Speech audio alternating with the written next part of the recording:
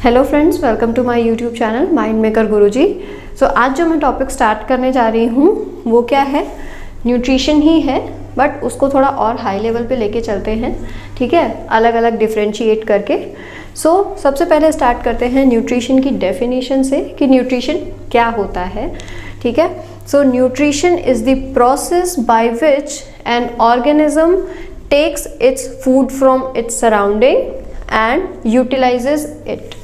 इसका मतलब ये कि न्यूट्रिशन मीन्स कि एक प्रोसेस है, ये एक पूरी प्रक्रिया है जिसके थ्रू क्या होगा, कोई भी ऑर्गेनिज्म, चाहे वो ह्यूमंस हो या एक सिंपल एंट भी होगी, तो वो क्या करेगी, अपना फूड अपने सराउंडिंग से, सराउंडिंग मीन्स हमारे आसपास का जो भी वातावरण है, ठीक है, उससे वो अपना जो भी उसको फूड चाहिए वो फूड लेगी, वो अपनी बॉडी में उसके इनटेक होगा।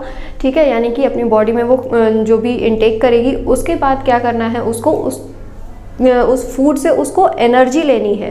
क्यों?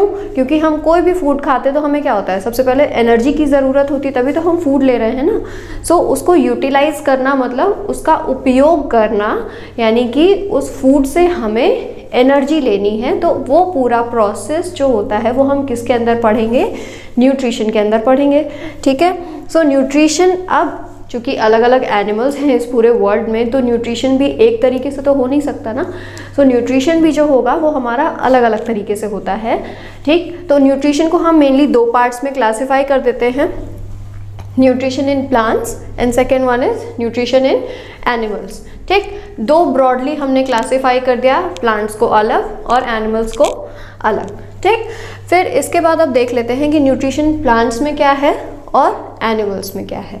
ठीक, न्यूट्रिशन देखिए, प्लांट्स को हम ऑटोट्रॉफ्स बोलते हैं और एनिमल्स को हम हेटेरोट्रॉफ्स बोलते हैं। ठीक, ये जो दो टर्म्स हैं आपके, ऑटोट्रॉफ्स और हेटेरोट्रॉफ्स। ठीक है, इसका मीनिंग समझ लेते हैं पहले। बहुत बड़ा वर्ड लग रहा है दिखने में, बट है बहुत इजी। ऑटोट्रॉफ्स मतलब इन दो चीज़ों को आप अलग अलग कर लो। ठीक, ऑटो और ट्रॉफ्स। ठीक है, अब ऑटो मीन्स क्या होता है, सिंपल सेल्फ या स्वतः। ठीक है, यानी अपने आप। तो ऑटो मीन्स अगर सेल्फ है और ट्रोफोज मीन्स होता है समथिंग रिलेटेड टू न्यूट्रिशन। ठीक है, ये ट्रोफोज वर्ड जो है ये इस न्यूट्रिशन से रिलेटेड है। ठीक है, तो अब प्लांट्स को हम ऑटोट्रॉफ्स क्यों कह रहे हैं, क्योंकि प्लांट्स जो होते हैं वो अपना भोजन खुद बनाते हैं। यानी कि प्लांट्स में एक प्रोसेस आपने सुनी होगी, फोटोसिंथेसिस, यानी कि प्रकाश संश्लेषण। ठीक है, तो हरे पेड़ पौधे जो होते हैं वो क्या करते हैं, प्रकाश संश्लेषण की क्रिया द्वारा अपना भोजन स्वयं निर्माण करते हैं और उसको यूटिलाइज करते हैं। इसलिए इनको हम क्या बोलते हैं, ऑटोट्रॉफ्स बोलते हैं। ठीक है, नेक्स्ट आया हमारा हेटेरोट्रॉफ्स। एनिमल्स को हम हेटेरोट्रॉफ्स क्यों बोल रहे हैं, क्योंकि हेटेरो मीन्स होता है क्या, डिपेंडेंट ऑन अदर्स। ठीक है, यानी दूसरों पे डिपेंडेंट, यानी दूसरे पे निर्भर हैं। Troughs mean nutrition again.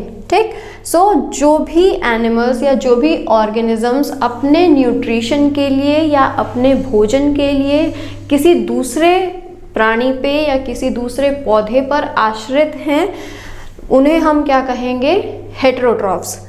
क्यों आश्रित हैं, क्योंकि ह्यूमंस अपना फूड खुद तो सिंथेसाइज करते नहीं है ना बॉडी में, वो बाहर से लिया हुआ फूड, यानी कि सिंपल फूड जो हम खाते हैं, चावल दाल रोटी सब्जी, सब्जियां हमें कहाँ से मिलती हैं, प्लांट से मिलती हैं, वेजिटेबल्स।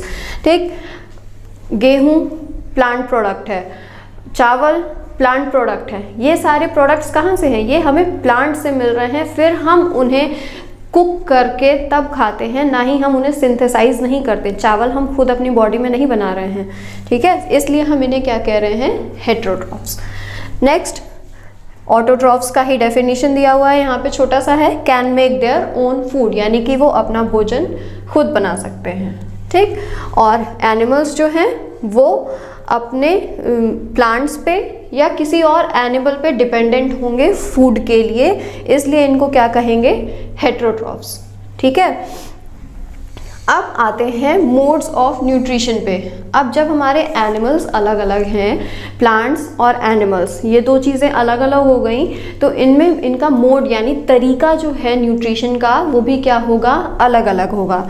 ठीक, तो अब चूंकि प्लांट्स को हम ऑटोट्रॉफ्स कह रहे हैं, इसलिए उनका जो मोड ऑफ न्यूट्रिशन होगा यानी उनका जो न्यूट्रिशन का तरीका होगा उसे हम क्या कहेंगे, ऑटोट्रॉफिक।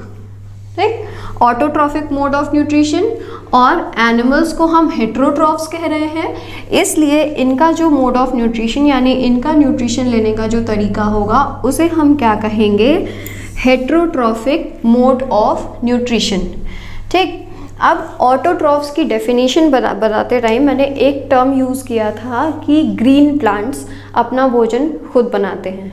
ठीक, तो अब ग्रीन प्लांट्स तो खुद बना सकते हैं, लेकिन ऐसा नहीं है, प्लांट्स तो कई कलर्स के भी होते हैं। आपने कई सारे प्लांट्स ऐसे देखे होंगे जिनकी लीव्स रेड कलर की होती हैं या येलो कलर की होंगी।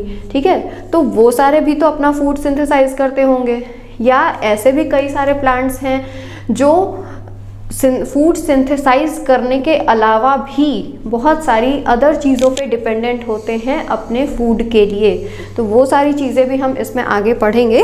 पहले हम ये ऑटोट्रॉफिक, हेटेरोट्रॉफिक, ये ऑटोट्रॉफ्स और हेटेरोट्रॉफ्स आपको आई थिंक कि क्लियर होगा। ठीक है, चलिए अब इसमें आगे बढ़ते हैं। अब हम न्यूट्रिशन इन प्लांट्स थोड़ा डिटेल में पढ़ लेते हैं, उसके बाद हम न्यूट्रिशन इन एनिमल्स भी डिटेल में पढ़ेंगे। ठीक है, चलिए, तो अभी हमने दो मोड्स ऑफ न्यूट्रिशन देखे, एक ऑटोट्रॉफिक मोड ऑफ न्यूट्रिशन और एक हेटेरोट्रॉफिक मोड ऑफ न्यूट्रिशन। ठीक है, सो ऑटोट्रॉफिक मोड ऑफ न्यूट्रिशन को थोड़ा और अच्छे से समझ लेते हैं, क्या है ये एक प्रॉपर टर्म में, डेफिनेशन में। So it is called as kind of nutrition in which inorganic materials like CO2, that is carbon dioxide, and water are utilized to prepare organic food by the process of photosynthesis। ठीक, अब इसको समझ लेते हैं। Autotrophic mode of nutrition मैंने आपको बताया था ग्रीन प्लांट्स में होता है, क्योंकि वो अपना फूड क्या होता है, खुद से सिंथेसाइज कर सकते हैं, खुद से प्रिपेयर कर सकते हैं। ठीक, तो इसीलिए ऑटोट्रॉफिक मोड ऑफ न्यूट्रिशन को हम क्या कह सकते हैं, ये न्यूट्रिशन का यानी पोषण का एक प्रकार है जिसमें हरे पेड़ पौधे क्या करते हैं, फोटोसिंथेसिस की क्रिया करते हैं। और फोटोसिंथेसिस की क्रिया में मेनली क्या होता है, इनऑर्गेनिक मटेरियल्स, इनऑर्गेनिक यानी कि अकार्बनिक पदार्थों से, जैसे कि कार्बन डाइऑक्साइड एनवायरनमेंट में ही प्रेजेंट होती है। कैसे, जैसे ग्रीन प्लांट्स जो भी फोटोसिंथेसिस करते हैं, सभी कहते हैं कि ग्रीन प्लांट्स क्या होते हैं, ऑक्सीजन देते हैं हमें, तो वो कार्बन डाइऑक्साइड यूटिलाइज करते हैं पहले, उसके बाद ही वो क्या करेंगे, पूरी फोटोसिंथेसिस की प्रोसेस के बाद हमें क्या मिलेगा, ऑक्सीजन मिलेगा। ठीक है, तो इनऑर्गेनिक मटेरियल्स यानी कि कार्बन डाइऑक्साइड जो भी हमारी इन्वायरमेंट में प्रेजेंट है, वो कार्बन डाइऑक्साइड गैस, और वाटर H2O इसे हम लिखते हैं, वाटर का फॉर्मूला है ये, are utilised to prepare organic food by the process of photosynthesis. Utilised किए जाते हैं यानी कि इनका प्रयोग होता है, किस लिए प्रयोग होता है, ऑर्गेनिक फूड बनाने के लिए, यानी कि कार्बनिक भोज्य पदार्थ बनाने के लिए। ठीक है, सो ऑटोट्रॉफ्स क्या करेंगे, यानी कि इसे हम एग्जाम्पल में, ऑटोट्रॉफ्स में एग्जाम्पल में क्या लिख सकते हैं, प्लांट्स, मेनली हमारे ग्रीन प्लांट्स आएंगे इसमें। ठीक है, प्लांट्स क्या करेंगे, सिंपल इनऑर्गेनिक मटेरियल को यानी कि कार्बन डाइऑक्साइड और वाटर को यूज़ करेंगे और इसे किस में कन्वर्ट कर देंगे, कॉम्प्लेक्स हाई एनर्जी मॉलिक्यूल जैसे कि कार्बोहाइड्रेट्स में। ठीक है, फोटोसिंथेसिस यानी कि प्रकाश संश्लेषण की क्रिया में क्या होगा, ऑटोट्रॉफ्स यानी कि जो भी ग्रीन प्लांट्स हैं हमारे, वो क्या करेंगे, सिंपल इनऑर्गेनिक मटेरियल जो कि हमारे सराउंडिंग में ही प्रेजेंट है, जैसे कि कार्बन डाइऑक्साइड हो गया और वाटर हो गया। कार्बन डाइऑक्साइड क्या होगा, एनवायरनमेंट में प्रेजेंट है गैस के फॉर्म में। वाटर, जो भी हम प्लांट्स में वाटरिंग करते हैं यानी जब हम पौधों में पानी देते हैं तो वो क्या करता है, वो जड़ों के थ्रू, पौधों की जड़ों के थ्रू क्या होता है, पौधों में पहुंचता है। सो उसी वाटर को वो यूटिलाइज करते हैं और उस सिंपल इनऑर्गेनिक मटेरियल को यानी कि कार्बन डाइऑक्साइड और वाटर को वो किस में कन्वर्ट करेंगे, complex high energy molecule carbohydrates में। ठीक है, एक हाई एनर्जी मॉलिक्यूल कार्बोहाइड्रेट का वो फॉर्मेशन करते हैं जिसे हम क्या कहते हैं, कार्बोहाइड्रेट। ठीक, चलिए इतनी चीज़ें क्लियर हैं। आगे इसको और थोड़ा सा डीप में पढ़ते हैं कि फोटोसिंथेसिस यानी प्रकाश संश्लेषण जो मैंने यहाँ पे लिखा है वो पूरी प्रोसेस क्या है। ये मैंने सिंपल में आपको बता दिया कि ये इस तरीके से फोटोसिंथेसिस की प्रोसेस से फूड का फॉर्मेशन होता है प्लांट्स में, लेकिन पूरी प्रोसेस क्या है फोटोसिंथेसिस की, आइए वो भी समझ लेते हैं। चलिए सो अब हम देख लेते हैं कि ग्रीन प्लांट्स जो मैंने आपको कहा था कि फोटोसिंथेसिस की प्रोसेस के थ्रू अपना फूड का फॉर्मेशन करते हैं, वो क्या होता है। ठीक है, फोटोसिंथेसिस को हम प्रकाश संश्लेषण कहते हैं यानी कि food making process in plants. Photosynthesis एक फिजियोकेमिकल प्रोसेस है।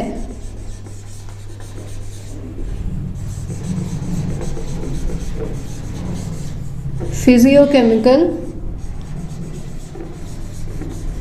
प्रोसेस, ठीक, फिजियोकेमिकल प्रोसेस है यानी कि इसमें इसके फिजिकल अपीयरेंस और इसमें केमिकल चेंजेस दोनों होंगे। फिजियोकेमिकल, दिस इज, ये जो वर्ड बना है आपका वो दो वर्ड्स से मिलके बना है, फिजिकल और केमिकल। ठीक है, सो फोटोसिंथेसिस की प्रोसेस में क्या होता है, फिजिकल और केमिकल दोनों टाइप के चेंजेस होंगे या फिजिकली भी ये रिलेटेड होता है। कैसे रिलेटेड होता है, प्लांट्स के बॉडी स्ट्रक्चर से। प्लांट्स में जो लीव्स हैं या प्लांट्स का जो स्ट्रक्चर है उनसे ये फिजिकली रिलेटेड है, क्योंकि फोटोसिंथेसिस की जो अभी मैं आपको साइट बताऊंगी कि फोटोसिंथेसिस कहाँ पे होता है मेनली प्लांट्स में तो बहुत सारे पार्ट्स हैं ना, स्टेम है, रूट्स हैं, उसकी लीव्स हैं, फ्लावर हैं, फ्रूट्स हैं। सो क्या हर जगह तो फोटोसिंथेसिस हो नहीं सकती प्रोसेस, तो मेन उसका साइट क्या है फोटोसिंथेसिस का वो भी मैं आपको बताऊंगी। तो इसीलिए this is something related to the physical parts of plant, यानी कि प्लांट्स के फिजिकल पार्ट से भी रिलेटेड है ये। और ये जो भी आप यहाँ रिएक्शन देख रहे हो यानी कि इनऑर्गेनिक सब्सटेंसेस से ऑर्गेनिक फूड का फॉर्मेशन जो हो रहा है तो वो कैसे होगा, उसमें कई सारे केमिकल चेंजेस होंगे, इसलिए इसको हम क्या कह रहे हैं, फिजियोकेमिकल प्रोसेस। अभी इतना मुझे लगता है क्लियर होगा। अब फोटोसिंथेसिस को मेनली हम क्या करते हैं, एक इक्वेशन के थ्रू हम रिप्रेजेंट कर सकते हैं। ठीक, क्या है वो इक्वेशन, 6CO2 + 12H2O। ये मैंने आपको पहले भी बताया कि ये इनऑर्गेनिक पदार्थों से ही क्या फॉर्मेशन होगा, कार्बोहाइड्रेट का या शुगर का। ये किसका फॉर्मूला है, ग्लूकोज का। ठीक है, glucose is also a carbohydrate. So carbon dioxide और वाटर सनलाइट और क्लोरोफिल की प्रेजेंट में, सनलाइट ये सन से मिलेगा हमें, ठीक है, क्लोरोफिल एक हमारा पिगमेंट है, क्लोरोफिल इज अ पिगमेंट, यानी कि पिगमेंट को आप एक कलर बोल सकते हो या वर्णक बोल सकते हो। तो क्लोरोफिल हमारा जो है एक पिगमेंट है या ग्रीन कलर का एक पिगमेंट है। ठीक है, क्लोरोफिल का कलर कैसा होगा, ग्रीन। ठीक, तो इसी की हेल्प से सिंथेसिस किसका होगा, कार्बनिक पदार्थों का, यानी कि ग्लूकोज का। ग्लूकोज एक कॉम्प्लेक्स मॉलिक्यूल है। ठीक, इनऑर्गेनिक मटेरियल से मिलके हमारा क्या बना, केमिकल चेंजेस के बाद ग्लूकोज बना, यानी कि इन द फॉर्म ऑफ, ये एक कार्बोहाइड्रेट का सबसे सिंपलेस्ट फॉर्म है ग्लूकोज। देन ऑक्सीजन रिलीज हुई in the form of gas. ये एरो ऊपर की ओर लगाने का मतलब, ये इस साइन का मतलब ही है कि ये ऑक्सीजन किस फॉर्म में है, गैसियस फॉर्म में है। ठीक है, और वाटर। ठीक, तो ये एक सिंपल सा, इस इक्वेशन से हमें क्या समझ में आया, जो भी हमने पहले पढ़ा था कि अकार्बनिक पदार्थों से यानी कि इनऑर्गेनिक मटेरियल्स कार्बन डाइऑक्साइड और वाटर से सनलाइट और क्लोरोफिल की प्रेजेंस में क्या हुआ, पौधों ने अपना फूड बनाया, ग्लूकोज के फॉर्म में, which is the simplest form of carbohydrate, and environment में क्या रिलीज हुआ, ऑक्सीजन। ठीक है, अब ये इक्वेशन समझ में आ गया होगा। अब फोटोसिंथेसिस में हमें मेन 3 चीज़ें पढ़नी हैं। 3 चीज़ें क्या क्या हैं कि फोटोसिंथेसिस में रॉ मटेरियल्स क्या क्या होंगे, यानी कि प्रकाश संश्लेषण की क्रिया में कच्चे पदार्थ क्या क्या होंगे। कच्चे पदार्थ से मतलब है हमारा कि अगर हमें कोई भी फूड सिंथेसाइज करना है या घर में भी नॉर्मल अगर हमें खाना बनाना है तो क्या करेंगे, हमें कुछ चीज़ों की ज़रूरत पड़ेगी, है ना। तो उसी तरीके से अब फोटोसिंथेसिस की क्रिया करने के लिए पौधों को किस चीज़ की आवश्यकता होती है वो हम पढ़ेंगे रॉ मटेरियल्स ऑफ फोटोसिंथेसिस में। नेक्स्ट आता है हमारा site of photosynthesis. Site of photosynthesis मतलब कि ये जो पूरी प्रक्रिया है वो पौधों के किस किस पार्ट में होती है। ठीक है, मेन इवेंट्स ऑफ फोटोसिंथेसिस।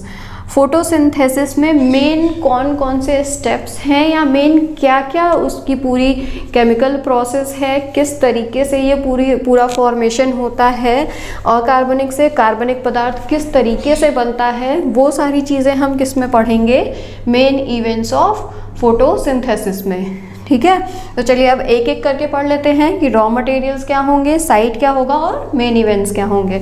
चलिए फर्स्ट स्टार्ट करते हैं रॉ मटेरियल्स ऑफ फोटोसिंथेसिस से। ये स्टार्ट करने से पहले एक चीज़ आप मुझे बताइए कि अब ये जो पूरी प्रोसेस पढ़ रहे हैं इसकी ज़रूरत क्या है, फोटोसिंथेसिस क्यों इम्पॉर्टेंट है या क्या इम्पोर्टेंस है इसका फोटोसिंथेसिस का। तो इम्पोर्टेंस फोटोसिंथेसिस का 2 चीज़ों के लिए है।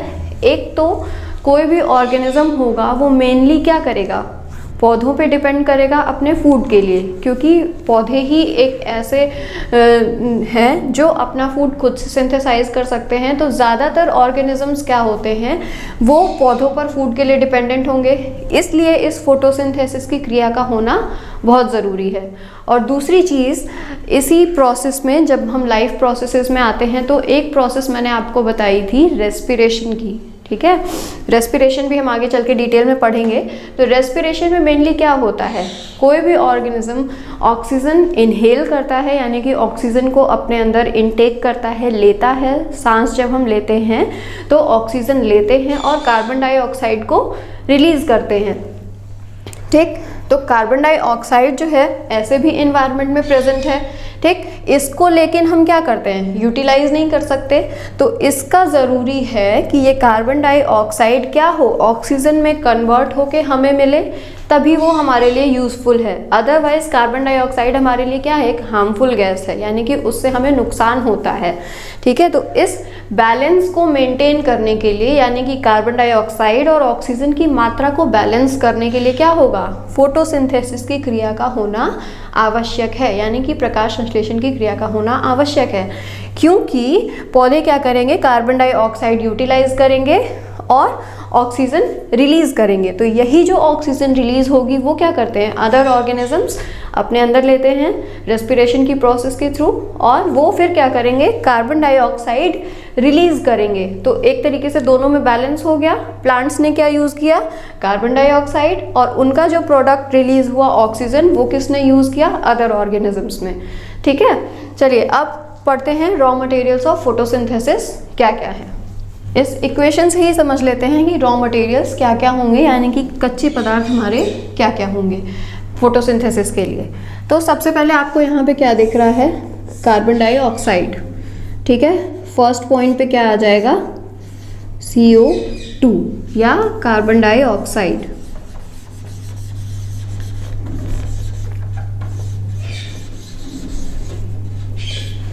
ठीक है, फिर second one is water.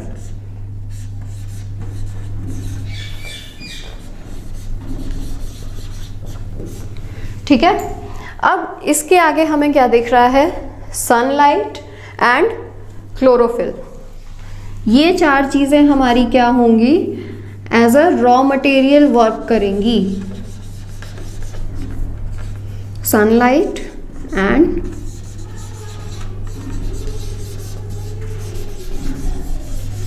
Chlorophyll. So अब हम इसको रॉ मटेरियल्स क्यों कह रहे हैं, क्योंकि इन्हीं 4 चीज़ों की मदद से क्या हो रहा है, पौधों में प्रोडक्ट का फॉर्मेशन हो रहा है, यानी कि ग्लूकोज का फॉर्मेशन हो रहा है। ठीक है, सो कार्बन डाइऑक्साइड हमारा एक रॉ मटेरियल हो गया। या कार्बन डाइऑक्साइड पौधों को कहाँ से मिली, एनवायरनमेंट से मिली। ठीक है, अब कार्बन डाइऑक्साइड जो एनवायरनमेंट में है वो पौधों तक कैसे पहुँचेगी या पौधों के अंदर कैसे जाएगी। ठीक है, सो आपने अगर हम एक प्लांट का सिंपल सा स्ट्रक्चर देखें तो उसमें सबसे पहले हमारे दिमाग में क्या आता है, ग्रीन लीव्स। ठीक, सो एक लीव का स्ट्रक्चर मान लीजिए इस तरीके से है। ठीक है, ये एक लीफ है, तो इसके ऊपर क्या होगा, ऐसे नॉर्मली दिखने में हमें नहीं दिखता है, बट उसके ऊपर बहुत सारे छोटे छोटे इस टाइप के पोर्स प्रेजेंट होते हैं। पोर्स यानी कि छिद्र प्रेजेंट होते हैं, जिन्हें हम नॉर्मल लैंग्वेज में छेद कह सकते हैं। नॉर्मल छोटे छोटे पोर्स प्रेजेंट होंगे। ठीक है, तो ये क्या हो गया, अब नॉर्मल गैसियस फॉर्म में है हमारी कार्बन डाइऑक्साइड, तो वो पौधों में कहाँ से एंटर करेगी, इन्हीं पोर्स के थ्रू। इनको हम स्टोमेटा बोलते हैं, साइंस की लैंग्वेज में इन्हें क्या बोला जाता है, स्टोमेटा। ठीक है, स्टोमेटा का भी डिटेल स्ट्रक्चर अभी मैं आपको बताऊंगी। ठीक, ये नॉर्मल सा एक लीफ है, इस लीव्स पे कई सारे पोर्स प्रेजेंट होते हैं जिन्हें हम क्या कहते हैं, स्टोमेटा। ठीक, और ये लीफ जो होगी वो ग्रीन कलर की होनी चाहिए। ठीक है, ग्रीन लीफ। और अगर ये ग्रीन लीफ है तो इसमें और क्या प्रेजेंट होगा, क्लोरोफिल प्रेजेंट होगा। ठीक है, ये लीफ हमें ग्रीन दिखी क्यों रही है, क्लोरोफिल की वजह से। क्लोरोफिल क्या है, एक ग्रीन कलर है। ठीक है, जो पत्तियों में पाया जाता है, तो उसकी वजह से यहाँ पे हमें क्या मिल गया, क्लोरोफिल। ठीक है, तो ग्रीन लीफ हमें पत्ता हरा क्यों दिखता है, इस क्लोरोफिल की वजह से दिखता है। क्लोरोफिल को हिंदी में हम बोलते हैं पर्णहरिम। ठीक है, चलिए, तो अब इस पे स्टोमेटा प्रेजेंट है, जिससे क्या होगा, गैसियस एक्सचेंज होगा, यानी कि कार्बन डाइऑक्साइड उसके अंदर जाएगी। ठीक है, नेक्स्ट आता है हमारा वाटर। अब प्लांट्स को वाटर कहाँ से मिलेगा, नॉर्मल लाइफ में हम प्लांट्स को वाटर देते ही रहते हैं, तो वो वाटर क्या होगा, प्लांट्स के रूट्स से यानी कि जड़ों से एब्जॉर्ब होके जड़ों द्वारा अवशोषित किया जाएगा, जड़ों द्वारा प्लांट्स के अंदर जाएगा, और फिर पतली पतली नलिकाओं या वेसल्स द्वारा वो उसके टिप तक, यानी कि प्लांट का जहाँ तक ऊपरी एंड है वहाँ तक क्या होगा, पहुँचाया जाएगा। ठीक है, तो ये वाटर जिस भी वेसल के थ्रू जाता है उसको हम क्या बोलते हैं, जाइलम। ठीक, जाइलम और फ्लोएम 2 चीजें होती हैं। ठीक है, जाइलम और फ्लोएम ये दोनों क्या होती हैं, नलिकाएं होती हैं। ठीक है, इनसे क्या होगा, पौधों में फूड एंड वाटर की सप्लाई होती है up to the last leaf of the plant, यानी कि पेड़ों में जो टिप पे आखिरी पत्ती या आखिरी तना कुछ भी होगा वहाँ तक पानी और भोजन उनका कहाँ तक पहुँचेगा, जाइलम और फ्लोएम के थ्रू ही पहुँचेगा। जाइलम और फ्लोएम क्या होती हैं, पतली पतली ट्यूब जैसा स्ट्रक्चर होता है। जैसे घर में अगर हमें किसी एक टैप से पानी कहीं और दूर लेके जाना हो और हम बकेट से कैरी नहीं कर सकते, बहुत ज़्यादा हैवी हो जाएगा, तो अपनी सुविधा के लिए हम क्या करते हैं, एक नॉर्मल पाइप का, रबर पाइप का यूज़ करते हैं। उसी तरीके से अब पौधों में क्या करना है, पानी हमें ऊपर तक चढ़ाना है, या अगर हम घर की किसी टैंक में भी पानी फुल करना चाहते हैं तो हमें क्या करना होता है, एक पूरी पाइप का अरेंजमेंट करना होता है। उसी तरीके से पौधों में जो अरेंजमेंट होगा उसे हम क्या बोलेंगे, 2 चीज़ें हैं, जाइलम और फ्लोएम। जाइलम के थ्रू वाटर सप्लाई होगी और फ्लोएम के थ्रू क्या होगा, फूड सप्लाई होगा। ठीक है, सो ये वाटर जाइलम वेसल्स, ठीक, यानी कि जाइलम नलिकाओं द्वारा पूरे एक टिप तक पहुंच जाता है पौधों के। ठीक है, नेक्स्ट है sunlight is also present in our environment, यानी सनलाइट भी हमारे एनवायरनमेंट में प्रेजेंट है। सनलाइट हमें ऑब्वियसली सन से ही मिलेगा। ठीक, क्लोरोफिल, ये भी मैंने आपको बता दिया कि ये क्लोरोफिल पौधों के जहाँ पे भी ग्रीन पार्ट्स होंगे, जो भी ग्रीन पार्ट्स हैं पौधों के, जो भी हरे भाग हैं, जो भी कलर में हमें हरे दिखाई देते हैं, वहाँ पे क्या प्रेजेंट होगा? क्लोरोफिल। ठीक है, इतनी चीज़ें क्लियर हैं? अगर आपको अभी तक की चीज़ें, सारी चीज़ें क्लियर हैं, समझ में आ रही हैं, तो प्लीज़ इस वीडियो को लाइक और शेयर ज़रूर करिएगा। और अगर आप हमारे चैनल पे नए हैं तो मेरे चैनल को सब्सक्राइब ज़रूर करिए। ठीक है, चलिए अब आगे बढ़ते हैं। रॉ मटेरियल्स के बाद हमें क्या पढ़ना था कि इसके मेन साइट क्या है फोटोसिंथेसिस का, यानी कि अब पौधे के तो कई सारे पार्ट्स हमें हरे हरे दिख रहे हैं, तो क्या हर जगह पे ही फोटोसिंथेसिस होता है? चलिए वो भी एक बार देख लेते हैं। तो नेक्स्ट पॉइंट देख लेते हैं हमारा क्या, मेन साइट ऑफ फोटोसिंथेसिस। ठीक, फोटोसिंथेसिस यानी प्रकाश संश्लेषण की क्रिया हरे पेड़ पौधों में होती है मेनली। तो अब ऐसा तो नहीं है कि सिर्फ लीव्स ही हमारी ग्रीन होती हैं, है ना, पेड़ के और भी पार्ट्स ग्रीन होते हैं, जैसे स्टेम हो गया। ठीक है, तो इसमें क्या होगा कि फोटोसिंथेसिस हर उस ग्रीन पार्ट पे होगी।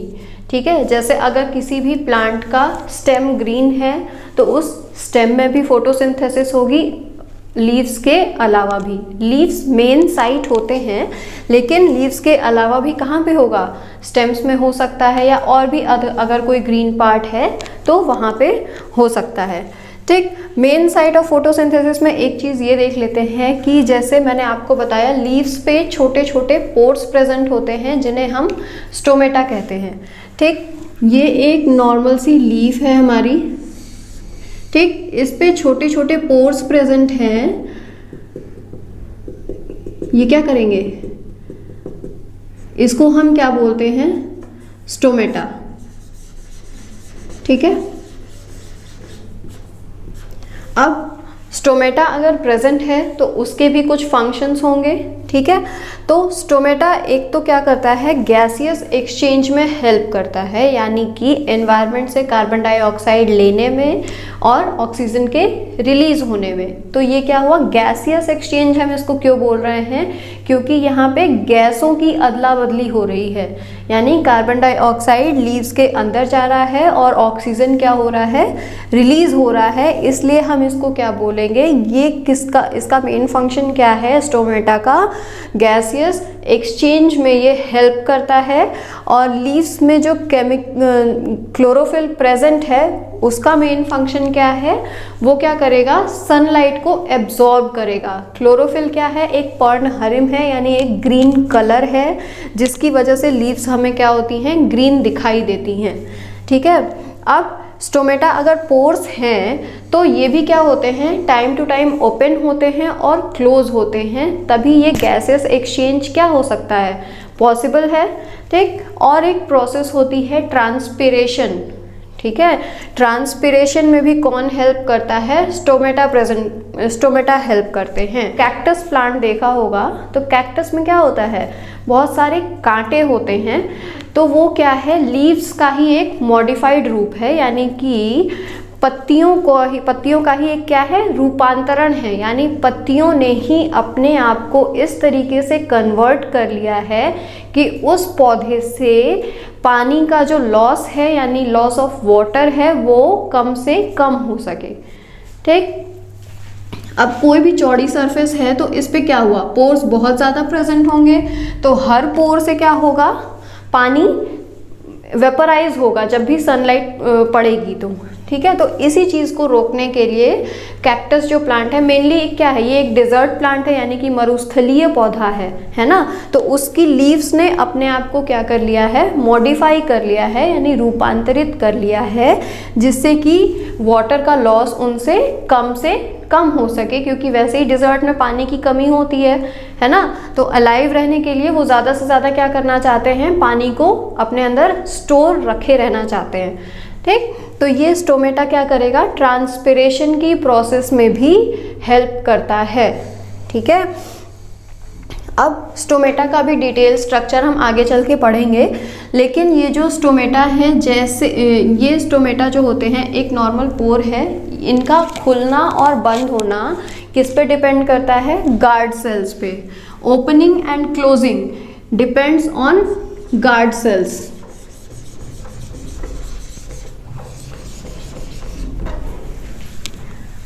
गार्ड सेल्स जो होती हैं वो किडनी शेप्ड होती हैं, ठीक है, एक बीन के आकार, यानी आप एक नॉर्मल लैंग्वेज में राजमा समझते हो ना, राजमा के आकार की होती हैं गार्ड सेल्स, ठीक है। इनकी ओपनिंग और क्लोजिंग पे क्या डिपेंड करता है, स्टोमेटा का ओपन होना और क्लोज होना, ठीक। तो ये सारी चीज़ें भी हम अभी आगे चल के और डिटेल में पढ़ेंगे।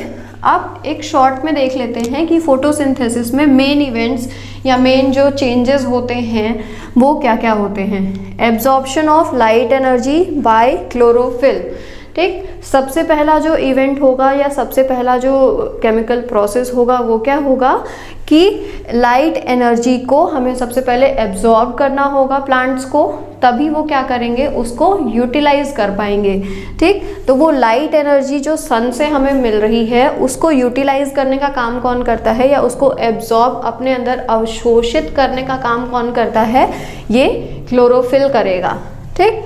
Next, conversion of light energy to chemical energy and splitting of water molecules into hydrogen and oxygen.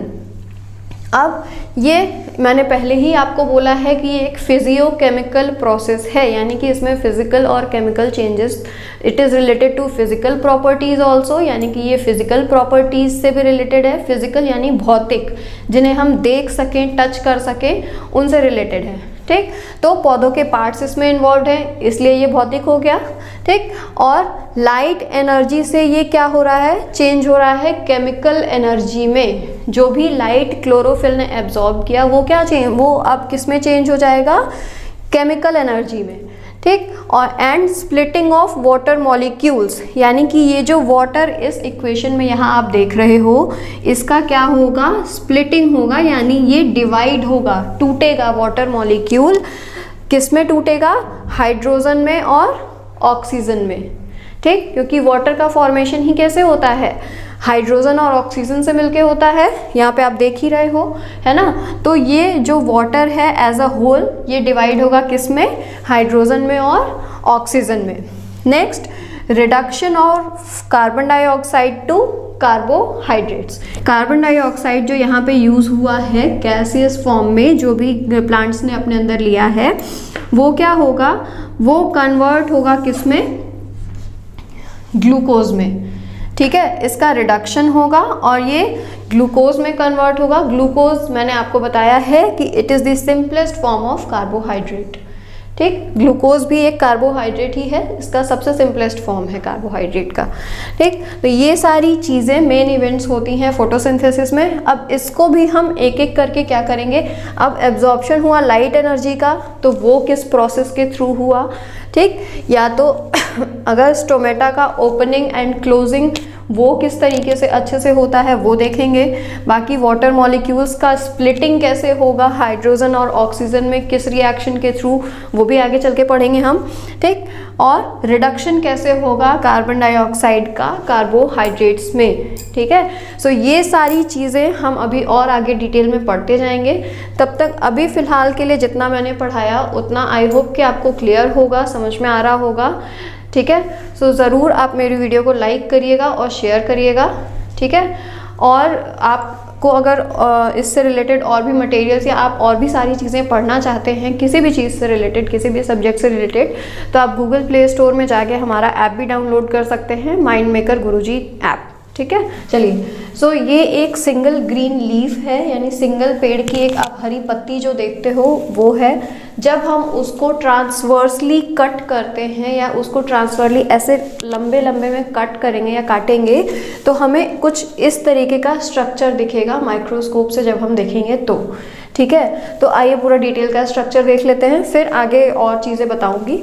सो सबसे पहले जो आउटर मोस्ट लेयर होती है, जो सबसे पहली लेयर पाई जाती है लीफ में, उसे हम क्या कहते हैं, क्यूटिकल कहते हैं, ठीक। अब कोई भी चीज़ है, जैसे मान लीजिए कोई भी पेपर है या कुछ कोई भी चीज़ है, अगर हमें उसे प्रोटेक्ट करना है कि वो जल्दी ख़राब ना हो, तो हम क्या करेंगे, उसके ऊपर एक थिन लेयर प्लास्टिक की जो लेमिनेशन वगैरह हम कराते हैं, वो कराने से क्या होता है, वो थोड़ा सा प्रोटेक्ट हो जाता है। तो उसी तरीके से लीव्स के ऊपर भी क्या है, एक सबसे आउटर मोस्ट लेयर है जिसे हम क्यूटिकल कह रहे हैं, ठीक। तो लेमिनेशन का काम अगर हम किसी चीज़ पे करा रहे हैं तो उसका मेन फंक्शन क्या होता है, उस चीज़ को प्रोटेक्ट करना, बाहर का कोई भी इन्वायरमेंट में, कोई भी सिचुएशन में आप कोई पेपर रख दो तो वो एज इट इज़ पड़ा रहे, ठीक है। तो इसी तरीके से लीव्स के साथ भी इसको प्रोटेक्ट करने के लिए लीव को कि वो किसी भी इन्वायरमेंट में, चाहे सूखा पड़े या आंधी आए या बाहर का टेम्परेचर कभी बहुत ज़्यादा हो गया या बहुत कम हो गया, बारिश हो रही है, तो उस सिचुएशन में लीव्स को प्रोटेक्ट करने के लिए बाहर एक सबसे अपर मोस्ट लेयर होती है जो थोड़ी सी चिकनी जैसी आपको लगेगी टच करने पे, उसे हम क्या कहते हैं, क्यूटिकल, ठीक है। क्यूटिकल का मेन फंक्शन क्या होता है, लीव्स को प्रोटेक्ट करने का। अब इसके बाद जो लेयर आती है उसको बोलते हैं अपर एपिडर्मिस, ठीक है। ये सारे लेयर बाय लेयर नाम है, ठीक है, इसको आप एज इट इज पढ़ोगे। ये है अपर एपिडर्मिस या इसको बाह्य आवरण भी बोल सकते हैं, सबसे ऊपरी सतह है ये। इसके नीचे जो ये आप इतना स्ट्रक्चर देख रहे हो, ये आपका एक्चुअली मीजोफिल सेल्स कहा जाता है, ठीक है। मैं यहाँ लिख देती हूँ, ये जो पूरा स्ट्रक्चर है ये आपका मीजोफिल सेल्स कहा जाता है।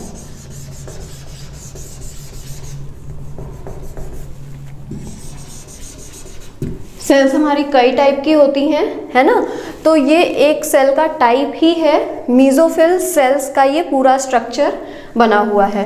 अब मीजोफिल सेल्स में भी आप यहाँ पे देख रहे हो, मैंने पैलिसेड लिखा हुआ है और स्पंजी लिखा हुआ है, ठीक है। तो मीजोफिल सेल्स में भी हमारी क्या है, दो डिफरेंशिएशन है, यानी 2 पार्ट्स में डिवाइड है, ठीक। एक पैलिसेड पैरेन्काइमा और एक स्पंजी पैरेन्काइमा, ठीक है।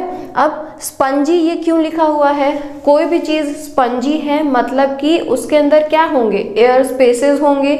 स्पंज जनरली आप जो कोई भी स्पंज ले लो तो उसको अगर जब आप प्रेस करते हो तो वो क्या होता है, बहुत इजीली प्रेस होता है और फिर जब छोड़ते हैं तो वो अपने नॉर्मल स्ट्रक्चर में आ जाता है। तो इसी तरीके से ये स्पंजी पैरेन्काइमा एक टाइप है सेल्स का, किसके अंडर आता है, मीजोफिल सेल्स के अंडर आता है, ठीक। और ये स्पंजी क्यों है, क्योंकि यहाँ इसके बीच बीच में आप देख रहे हो ये जो पूरा खाली स्पेस है, इसको हमने क्या लिखा हुआ है, एयर स्पेसेस, यानी कि इसके बीच में क्या भरी हुई है, एयर स्पेसेस है, जिसकी वजह से ये क्या रहता है, थोड़ा स्पंजी रहता है, ठीक। इसके बाद ये इसका आखिरी लेयर है लोअर एपिडर्मिस, यानी कि सबसे निचली सतह आ गई हमारी, क्या, लोअर एपिडर्मिस आ गई। और यहाँ पे एक ओपनिंग है जो मैंने आपको बताई थी स्टोमेटा की, या जो भी स्टोमा आप इसको कह सकते हो। ये ओपनिंग जैसा जो स्ट्रक्चर दिख रहा है ये है आपका स्टोमा, ठीक। अब क्लियर है इतनी चीज़ें कि अगर आप एक लीफ का ट्रांसवर्स सेक्शन करोगे, यानी कि आप ऐसे लंबाई में जब उसको काटोगे तो आपको क्या क्या चीज़ें दिखेंगी, सबसे पहले क्यूटिकल होगा, उसके बाद मीजोफिल सेल्स का पूरा एक स्ट्रक्चर होगा। मीजोफिल सेल्स में भी 2 टाइप की सेल होंगी हमारी, एक होगा पैलिसेड पैरेन्काइमा और दूसरा होगा स्पंजी पैरेन्काइमा, ठीक। उसके बाद सबसे निचली लेयर जो होगी लोअर एपिडर्मिस, और उसमें एक पोर टाइप स्ट्रक्चर ओपनिंग होगा जिसको हम कहते हैं स्टोमा। अब इसके बाद कोई भी ग्रीन प्लांट है, ठीक है, तो उसमें क्या होगा, क्या हर जगह पे ही साइट, मतलब हर जगह पे ही फोटोसिंथेसिस होगा। ग्रीन प्लांट्स हैं, ठीक है, लेकिन कुछ ऐसे ही सेल्स में होगा जहाँ पे ये क्या प्रेजेंट हो, प्लास्टिड्स प्रेजेंट होंगे। क्या बोला मैंने, प्लास्टिड्स। प्लास्टिड्स इसको हिंदी में कहते हैं लवक, ठीक।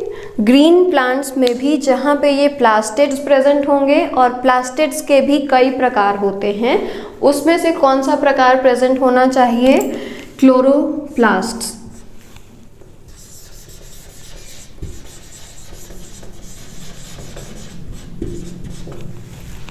ठीक है। प्लास्टिड्स यानी कि लवक, लवक में भी कौन सा लवक होना चाहिए, क्लोरोप्लास्ट होना चाहिए, यानी कि हरित लवक प्रेजेंट होना चाहिए, ठीक है। वहाँ पे ही सिर्फ फोटोसिंथेसिस की प्रोसेस होगी। वो क्यों होगी, कौन कौन से पिगमेंट्स होते हैं वो मैं अभी आपको बताऊंगी तो आपको क्लियर हो जाएगा, ठीक। तो प्लास्टिड्स, ये लवक जो टर्म है ये किसने दिया था, हैकेल ने दिया था, एक साइंटिस्ट हैं हैकेल।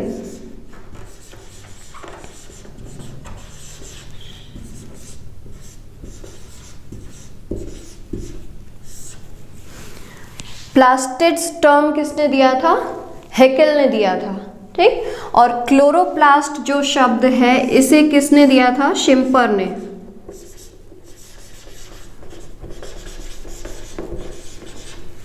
ये भी एक साइंटिस्ट का नाम है। इतनी चीजें क्लियर है, आई होप कि समझ में आ गया होगा, इसमें कोई डाउट नहीं होगा, ठीक। अब प्लास्टिड्स में मैंने आपको बताया कि क्लोरोप्लास्ट प्रेजेंट होने चाहिए, यानी कि हरित लवक प्रेजेंट होने चाहिए वहाँ पे, तभी वहाँ प्रकाश संश्लेषण की क्रिया होगी। तो क्लोरोप्लास्ट का भी स्ट्रक्चर देख लें। क्लोरोप्लास्ट में भी डिटेल्ड स्ट्रक्चर में जब हम जाएंगे तो ये एक सिंगल क्लोरोप्लास्ट का आपका स्ट्रक्चर है, ठीक। इसमें ये आपको सिक्के की जैसे एक सिक्के का आप पाइल खड़ा कर दो, सिक्के को एक के ऊपर जब हम खड़े करते जाते हैं तो उसी टाइप का कुछ स्ट्रक्चर होता है ये, जिसको हम क्या कहते हैं? ग्रेनम, ठीक है। इसको हमने क्या कहा? ग्रेनम कहा। और ये इसके बीच बीच में स्टार्च ग्रेन्स प्रेजेंट है, ग्रीन कलर से मैंने रिप्रेजेंट किया है। ये क्या है? स्टार्च ग्रेन्स हैं, ठीक। और इसके बाद ये जो पूरा इसके अंदर ब्लैक डॉटेड आपको दिख रहा है, पूरा एक टाइप का ये आप कह सकते हो प्लाज्मा लाइक स्ट्रक्चर होता है, थोड़ा लिक्विड होता है। इसको हम क्या कहते हैं? ये होता है स्ट्रोमा, ओके। इसका नाम क्या है? स्ट्रोमा। और इसके बाद आ जाती है, ये एक डबल लेयर स्ट्रक्चर होता है, यानी कि इसमें दोहरी झिल्ली पाई जाती है, दोहरी मेम्ब्रेन पाई जाती है।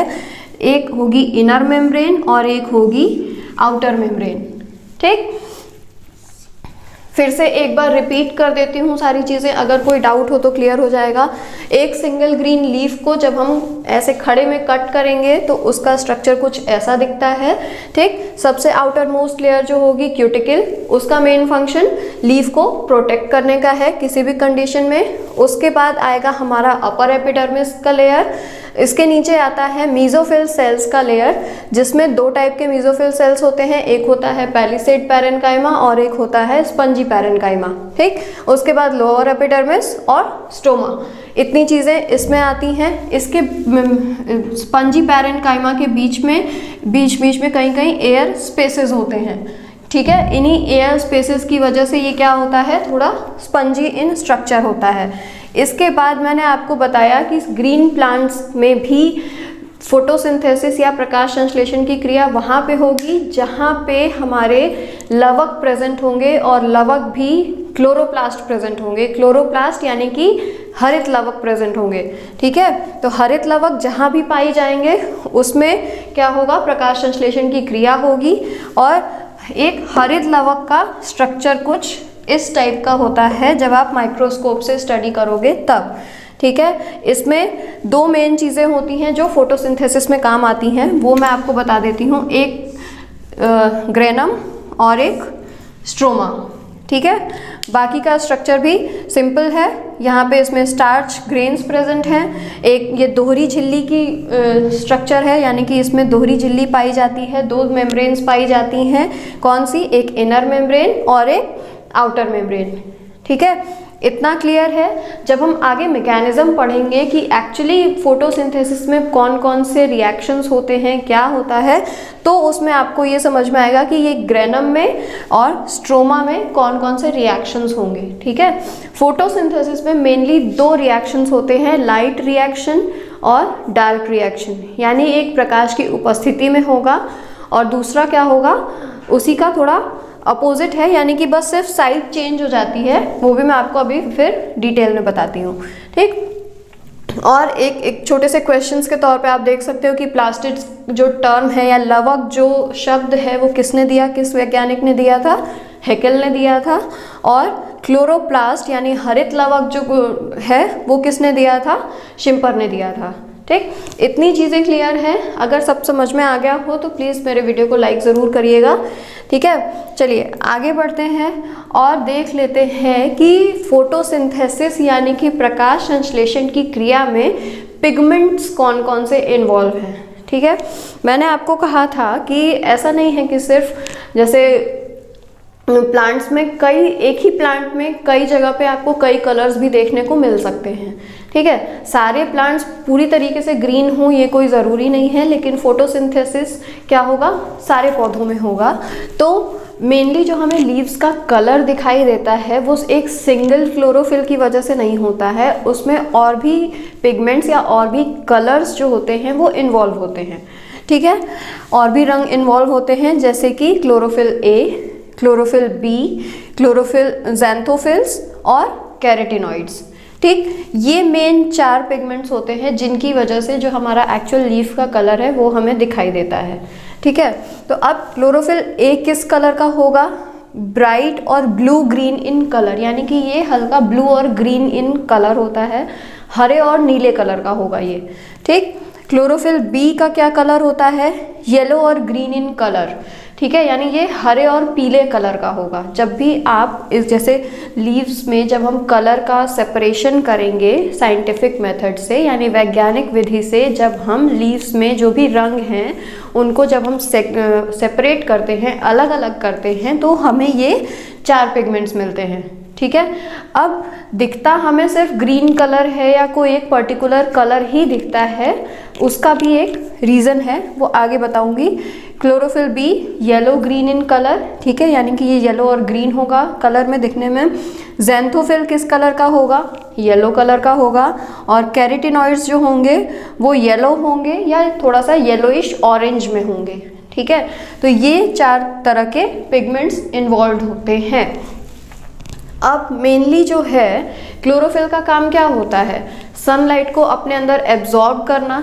ठीक, तो सनलाइट को एब्जॉर्ब करना है, तो जैसे मान लीजिए एक छोटा सा एग्जांपल से स्टार्ट कर रही हूँ। जैसे रेड कलर की लाइट लगी होती है हर जगह, कहीं पे भी आप देखो, सिग्नल पे या ट्रेन को दिखने के लिए, अगर कहीं पे भी कोई भी डेंजर है तो उसको शो करने के लिए हम क्या यूज़ करते हैं, जनरली रेड लाइट यूज़ करते हैं। क्यों यूज़ करते हैं और रेड लाइट ही सिर्फ क्यों यूज़ करते हैं, उसका रीज़न ये है उसकी वेवलेंथ। ठीक, कि वेवलेंथ यानी कि उसकी तरंग दैर्ध्य।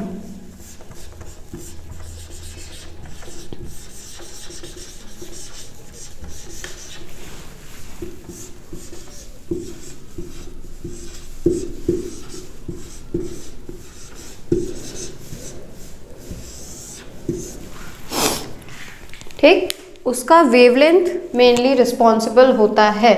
ठीक है, जिसकी जितनी ज़्यादा वेवलेंथ होगी वो लाइट आपको उतनी ही दूर तक दिखाई देगी।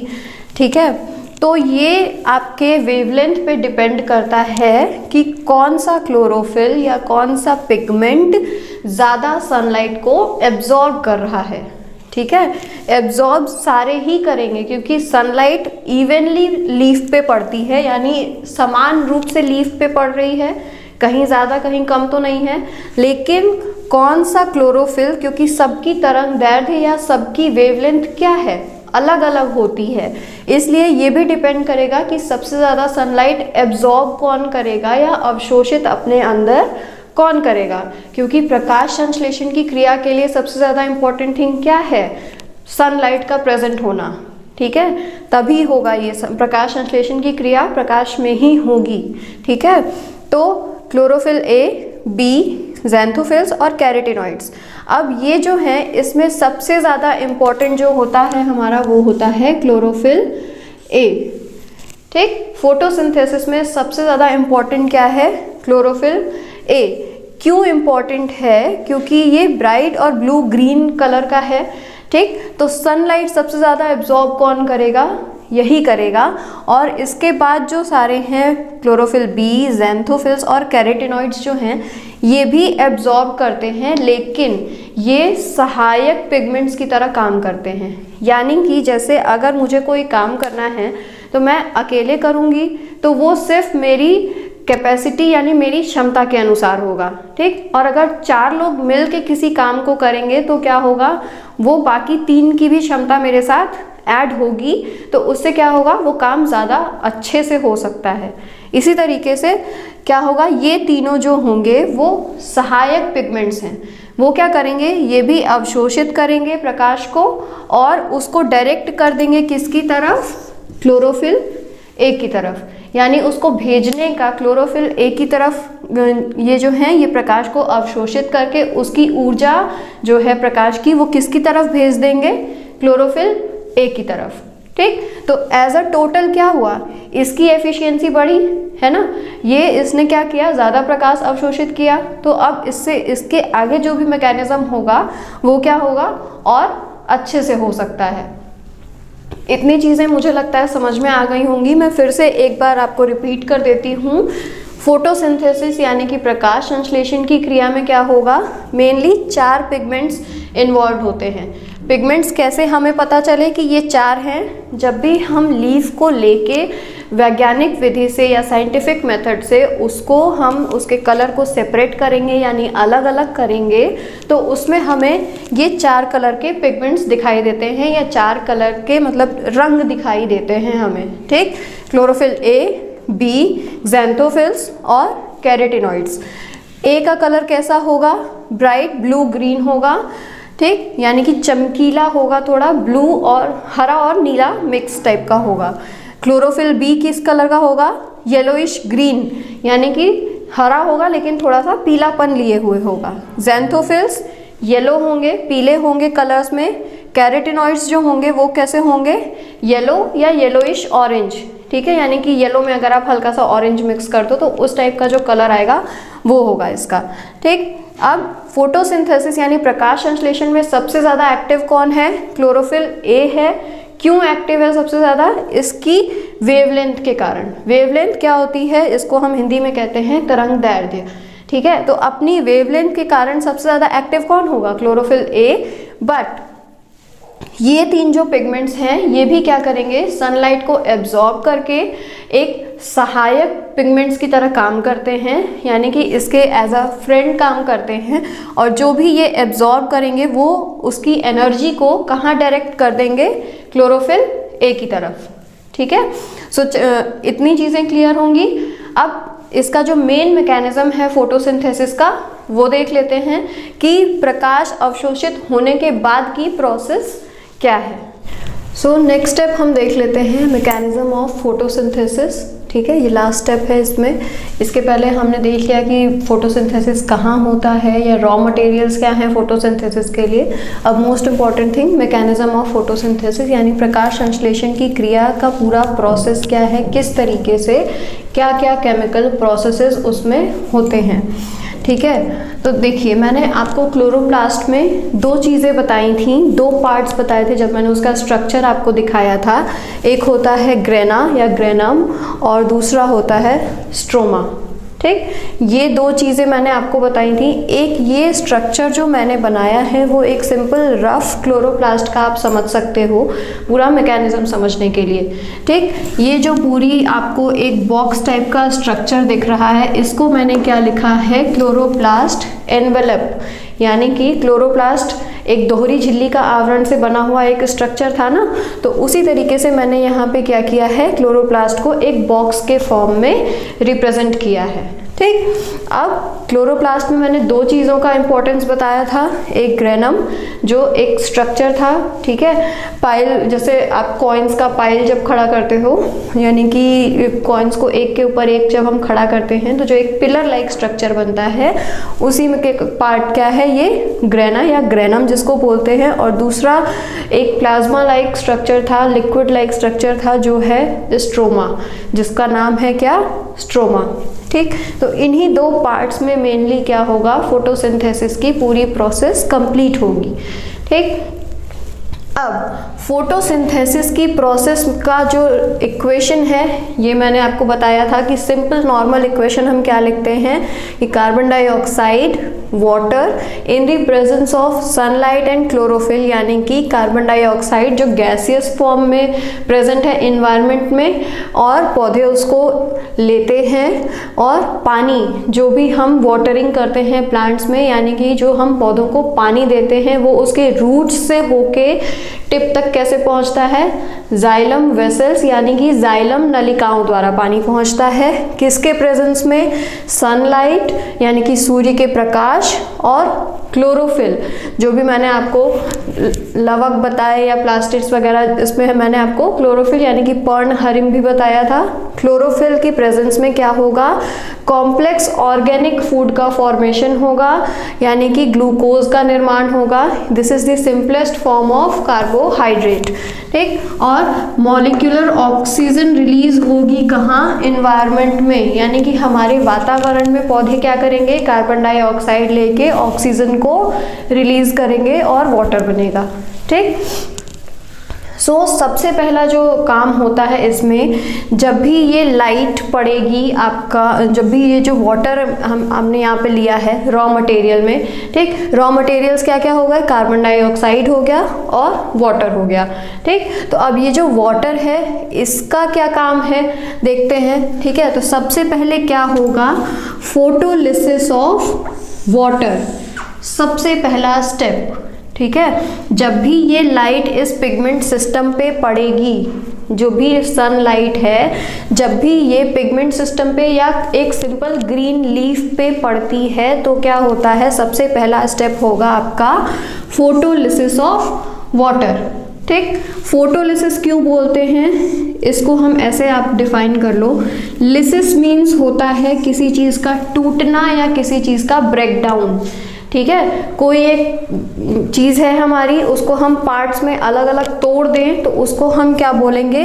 लिसिस बोलते हैं। और photo is something related to light, photo या फोटोन या इस तरीके का जो भी टर्म होता है वो किससे रिलेटेड होता है, लाइट से रिलेटेड होता है, ठीक। तो ये पूरी जो प्रोसेस है या ये जो प्रक्रिया है वो किसकी प्रेजेंस में हो रही है, लाइट की प्रेजेंस में हो रही है। जब लाइट हमारी ग्रीन लीफ पे पड़ी तब ये प्रक्रिया स्टार्ट हुई, इसलिए हम इसको क्या कह रहे हैं, फोटोलिसिस। एक जो टर्म है इसको हमने क्या कह दिया, फोटोलिसिस ऑफ वाटर, यानी कि वाटर के यानी कि जल के अणुओं का प्रकाश की उपस्थिति में टूटना, ठीक। कैसे टूटेगा देखिए, ये वाटर का फॉर्मूला है H2O, जब इसका ब्रेकडाउन होगा तो इससे क्या बनेगा, हाइड्रोजन बनेंगे या प्रोटॉन्स बनेंगे, ठीक है। हाइड्रोजन आयन रिलीज होगा और मॉलिक्यूलर ऑक्सीजन रिलीज होगी, ठीक है।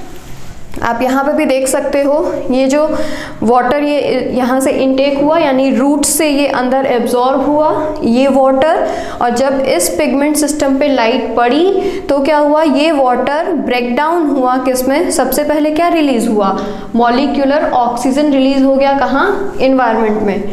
ये काम खत्म के बाद ये हाइड्रोजन और प्रोटॉन्स बचेंगे और ये इलेक्ट्रॉन्स बचेंगे, ठीक है। तो इसका भी काम है, आगे वो मैं बताती हूँ। इसका काम क्या है, ये इलेक्ट्रॉन ट्रांसपोर्ट सिस्टम के थ्रू, क्योंकि इसमें ट्रांसपोर्ट का मतलब क्या होता है, किसी भी चीज़ को एक जगह से दूसरी जगह कैरी करना, है ना, किसी भी चीज़ को एक जगह से दूसरी जगह लेके जाना। हमने इसको इलेक्ट्रॉन ट्रांसपोर्ट सिस्टम क्यों कहा, क्योंकि यहाँ पे ट्रांसपोर्ट किसका होना है, इन्हीं इलेक्ट्रॉन्स का होना है, ठीक है। इसलिए हम इसको क्या कह रहे हैं, इलेक्ट्रॉन ट्रांसपोर्ट। जो भी ये हाइड्रोजन या प्रोटॉन्स हैं और ये इलेक्ट्रॉन्स इस इलेक्ट्रॉन ट्रांसपोर्ट सिस्टम से क्या करेंगे, पास आउट होंगे और फॉर्मेशन किसका होगा, एसिमिलेटरी पावर NADPH और ATP, ये दो हाई एनर्जी मॉलिक्यूल्स हैं। जैसे हमारे शरीर को काम करने के लिए एनर्जी की ज़रूरत होती है ना, हम फूड खाएंगे जब, तो उससे हमें क्या मिलता है, मेनली एनर्जी मिलती है। तो कोई भी प्रोसेस हो रहा है, चाहे वो प्लांट्स में हो या एनिमल्स में हो, तो सबको एनर्जी की ज़रूरत होती है ना। तो वो एनर्जी हमें कहाँ से मिलेगी, इसी एसिमिलेटरी पावर से, है ना। एसिमिलेटरी हम क्यों कह रहे हैं, एसिमिलेटरी का मतलब होता है कि किसी भी चीज़ को लिक्विड में या लाइट में कंबाइन करने की क्षमता, है ना। तो ये प्रोसेस किसकी प्रेजेंस में हो रहा है, लाइट की प्रेजेंस में। और दूसरी चीज़, ये स्ट्रोमा जो है वो क्या है, एक प्लाज्मा लाइक स्ट्रक्चर है, एक थोड़ा लिक्विडी स्ट्रक्चर है। तो यहाँ पे किसका प्रेजेंस हो गया, दोनों का, लाइट का और थोड़ा सा लिक्विड स्ट्रक्चर का। इसीलिए हम इन दोनों को क्या कह रहे हैं, एसिमिलेटरी पावर्स कहते हैं। इसके मैं फुल फॉर्म्स आपको बता देती हूँ। NADPH का होता है निकोटिनामाइड,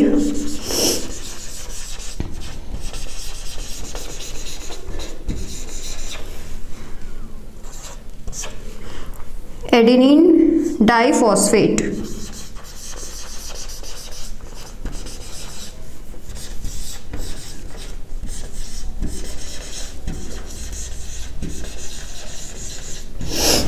ठीक। और ये जो ATP है इसका नाम होता है एडिनोसिन ट्राइफॉस्फेट।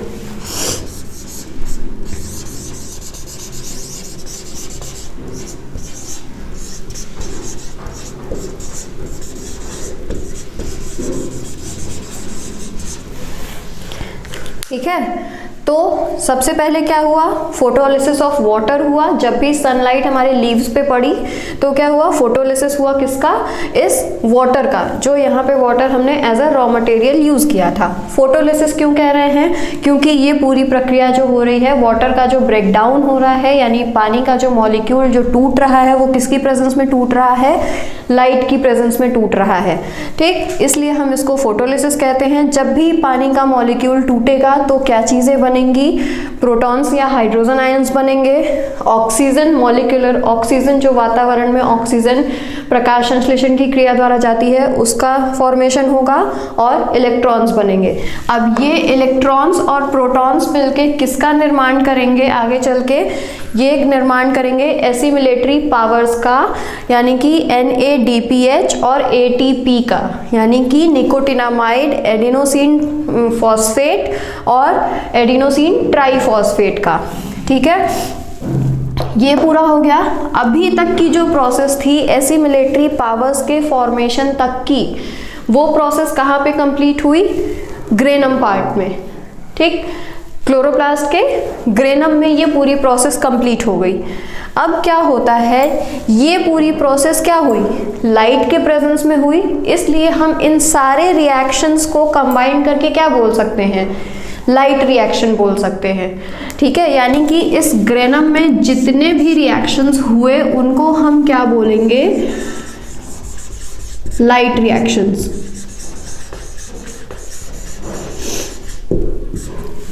ठीक है, ये हो गए हमारे लाइट रिएक्शंस।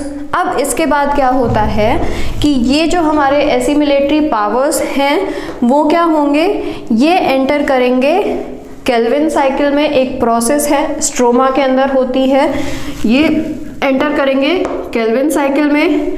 अब यहाँ पे किसका यूज होगा, कार्बन डाइऑक्साइड का। ठीक, ये रॉ मटेरियल हमने यूज कर लिया। एक और रॉ मटेरियल हमारे पास बचा है क्या, कार्बन डाइऑक्साइड, तो उसका यूज कहाँ पे होगा, स्ट्रोमा में होगा।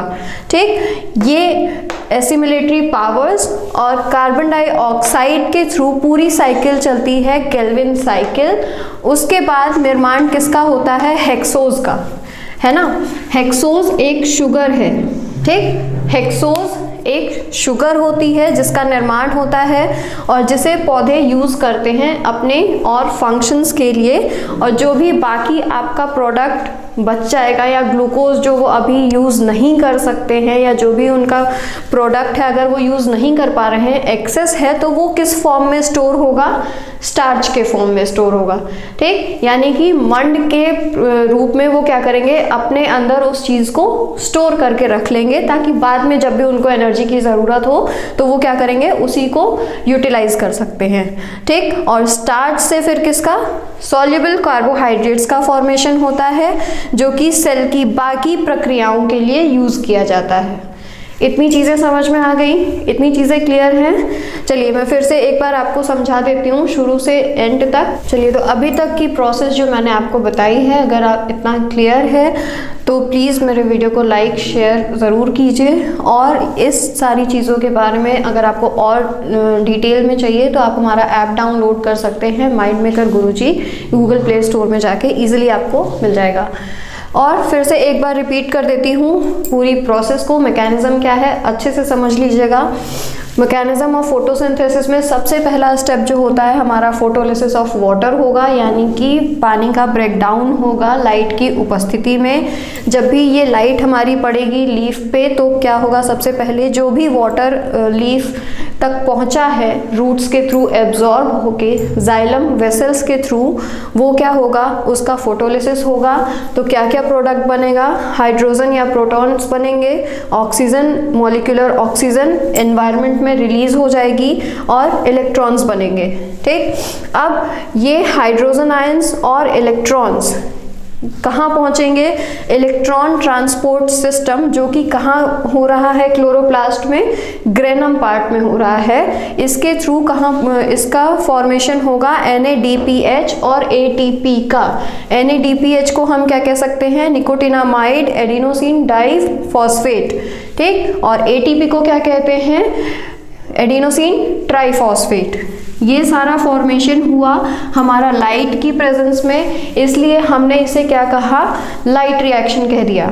ठीक, अब ये NADPH और ATP जिसे हम एसिमिलेटरी पावर्स भी कहते हैं, वो कहाँ एंटर करेंगे, स्ट्रोमा में एंटर करेंगे और स्ट्रोमा में परफॉर्म होगी पूरी केल्विन साइकिल। ठीक है, केल्विन साइकिल को किसने दिया था, या इसको केल्विन साइकिल क्यों कहते हैं, इसको 3 साइंटिस्ट्स ने मिलकर दिया था, केल्विन, बेसन और बेंसन ने। ठीक है, केल्विन साइकिल को दिया किसने था, केल्विन, बेसन और बेंसन ने दिया था ईयर 1953 में। उन्होंने ये पूरी केल्विन साइकिल की प्रोसेस समझाई थी। तो जब ये पूरी प्रोसेस कंप्लीट होगी, कार्बन डाइऑक्साइड यूज होगा इसमें, क्योंकि हमने सबसे पहले रॉ मटेरियल जो यूज किया वो वाटर था, उसके बाद हमारे पास रॉ मटेरियल क्या बचा, कार्बन डाइऑक्साइड। सो उस कार्बन डाइऑक्साइड को यूटिलाइज करके केल्विन साइकिल के थ्रू हेक्सोज शुगर का फॉर्मेशन होगा, यानी कि हेक्सोज एक शर्करा है, उसका फॉर्मेशन होगा जिसे प्लांट्स अपने लिए यूज कर सकते हैं। जो भी एक्सेस अमाउंट में, यानी जो भी ज्यादा पदार्थ या ज्यादा खाना कभी अगर घर में बन जाए तो हम उसे क्या करते हैं, स्टोर करके रख देते हैं फ्रिज में, ताकि हम उसे बाद में यूटिलाइज कर सकें। तो उसी तरीके से हेक्सोज शुगर को पौधे अपने अंदर स्टोर करके रखेंगे। किस फॉर्म में स्टोर करके रखेंगे, स्टार्च के फॉर्म में या मंड के फॉर्म में। ठीक, फिर इससे फॉर्मेशन क्या होगा, सॉल्युबल कार्बोहाइड्रेट्स का होगा, और जो भी सॉल्युबल कार्बोहाइड्रेट्स होंगे वो कहाँ जाएंगे, सेल की बाकी क्रियाओं के लिए, या जो मैंने आपको बताया था कि हमारा जो पूरी बॉडी होती है या प्लांट की पूरी बॉडी है वो किससे मिलके बनी होगी, सेल्स से मिलके बनी होगी। तो सेल्स में कई सारी क्रियाएं होती हैं, तो बाकी क्रियाओं के लिए क्या यूज हो जाएगा, सॉल्युबल कार्बोहाइड्रेट्स का यूज हो जाएगा। इतनी प्रक्रिया लाइट के प्रेजेंस में हो रही थी, तो हमने इसे क्या कहा, लाइट रिएक्शन कह दिया। ठीक, ये प्रक्रिया जो है इट इज़ नॉट, मतलब ये ज़रूरी नहीं है कि ये डार्क में होगा, इसलिए हम इसको डार्क रिएक्शन कह रहे हैं। ठीक, इसमें लाइट रिएक्शन के क्या हैं, प्रोडक्ट्स यूज हो रहे हैं। उसके बाद डार्क रिएक्शन क्यों कहा, क्योंकि एक को हमने लाइट कहा है तो दूसरे को जस्ट अ टर्म देने के लिए हमने डार्क रिएक्शन कह दिया है। केल्विन साइकिल जो है इस पूरी प्रोसेस को, या जो भी ये यहाँ तक प्रोसेस हो रही है स्ट्रोमा में, उसको हम क्या कह सकते हैं, डार्क रिएक्शन कह सकते हैं। ठीक, सो आई होप कि आपको पूरा मैकेनिज्म फोटोसिंथेसिस का समझ में आ गया होगा, सारी चीज़ें क्लियर होंगी। कोई भी डाउट हो तो ज़रूर कमेंट सेक्शन में कमेंट करिए, और इस वीडियो को शेयर ज़रूर करिएगा अपने फ्रेंड्स के साथ, ताकि उनको भी थोड़ा ईजी हो जाए समझने में, और लाइक्स तो करना बनता ही है। ठीक है, चलिए इतनी सारी चीज़ें क्लियर हैं, चलिए फिर नेक्स्ट वीडियो में मिलते हैं। Thank you so much.